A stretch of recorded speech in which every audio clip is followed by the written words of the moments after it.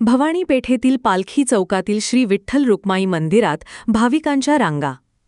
आषाढी एकादशीच्या पावन पर्वानिमित्त पुण्यातील भवानी पेठेतील पालखी चौकात असलेल्या श्री विठ्ठल रुक्माई मंदिरात पहाटेपासूनच भाविकांची अलोट गर्दी झाली होती। पंढरपूरची आठवण करून देणारे हे दृश्य पाहून संपूर्ण परिसर भक्तिमय झाला होता। पहाटे 4 वाजल्यापासूनच मंदिराचे दरवाजे भाविकांसाठी खुले करण्यात आले।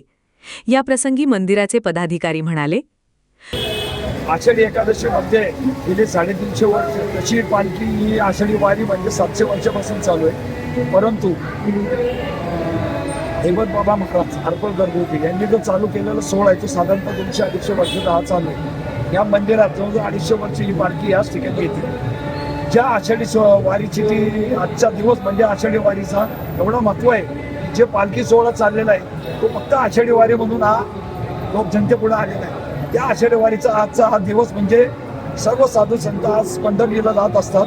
त्यातील पंढरीला जाताना ज्या आळंदीवरून या माऊलीच्या पालखीचं प्रस्थान होते सर्वात पहिला शहरातील हा मुक्काम आहे। या मुक्कामाच्या ठिकाणावरूनच पुढचा प्रवास हा चालू राहतो। आज तो प्रवास महिन्याभराने आज पोहोचलेला आहे। तर आम्ही इथे आज या मंदिरात पालखी मुक्काम असल्यामुळे हे भवानी पेठ ऐतिहासिक मंदिर आहे। या मंदिरातील मुक्कामाच्या दिवशी पुणे शहरातील भाविक जे दर्शनाला येतात आषाढी निमित्त त्यांच्यासाठी मंदिर विश्वस्त आणि सेवेकरीच्या वतीने दिवसभर खिचडीचं वाटप चालू आहे। आता आपण पाहू शकता यांच्याशी मी थोडंसं वक्तव्य केलेलं आहे आणि खूप छान म्हणजे इथे दर्शनासाठी अतिशय सुंदररित्या भाविकांसाठी सोय केलेली आहे आणि भक्तगण इथे दर्शनासाठी आलेले आहेत। आणि आपण पाहू शकता इथे खिचडीचे वाटप चालू आहे। लोकांना आज उपास आहे त्यामुळे लोकांसाठी प्रसाद रूपी खिचडीचे वाटप केलेले आहे आणि इथे सगळे सहकारी सातत्याने इथे कार्य करत आहे। सगळे मंडळ आलेले आहेत आपण पाहू शकता आणि भरपूर प्रमाणात इथे लांबपर्यंत रांग लागलेली आहे भाविकांची। विठ्ठल रुक्माईच्या दर्शनासाठी महिला, पुरुष, ज्येष्ठ नागरिक आणि लहान मुले अशा सर्व वयोगटातील भाविकांनी मोठ्या संख्येने हजेरी लावली। अनेक भाविकांनी उपवास धरून रामकृष्ण हरीचा जप करत दर्शनाची प्रतीक्षा केली।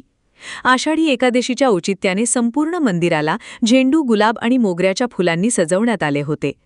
गाभाऱ्यातील श्री विठ्ठल आणि रुक्माईच्या मूर्तींना नवीन वस्त्रे आणि अलंकार परिधान करण्यात आले होते। मंदिराच्या प्रवेशद्वारावर केळीचे खांब आणि आंब्याच्या पानांचे तोरण लावण्यात आले होते। संध्याकाळी मंदिराची रोषणाई देखील विशेष आकर्षण ठरली।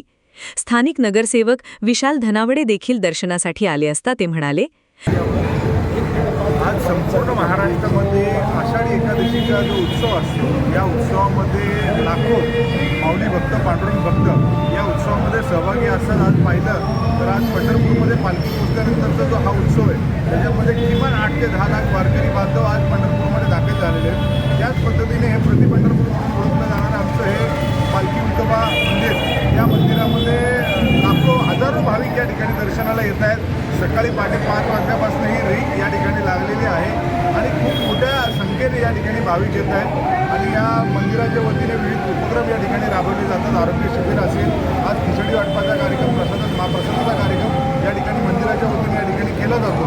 अनेक चांगल्या प्रतीचं नियोजन या भागामध्ये केलं जातं। या पुणे शहरातले बरेच भाविक या ठिकाणी दर्शनाला येत असतात। नक्की हे जे काही आहे ते पांडुरंगाची कृपा आहे, माऊलींची कृपा आहे। या माऊलींच्या कृपेमुळेच या ठिकाणी आम्हाला बळ मिळतं लोकांची सेवा करणं आणि या मंदिराच्या माध्यमातून जेव्हा सेवा करतोय त्यावेळेस लोकांना या पांडुरंगाकडे यायला या ठिकाणी ज्यावेळेस आम्ही आमंत्रित करतो त्यावेळेस लोक आनंदाने या ठिकाणी दर्शन घेत आहेत आणि याचं दर्शन घेऊन त्यांच्या आयुष्यात पुढची ऊर्जा त्यांना त्या ठिकाणी मिळत असते।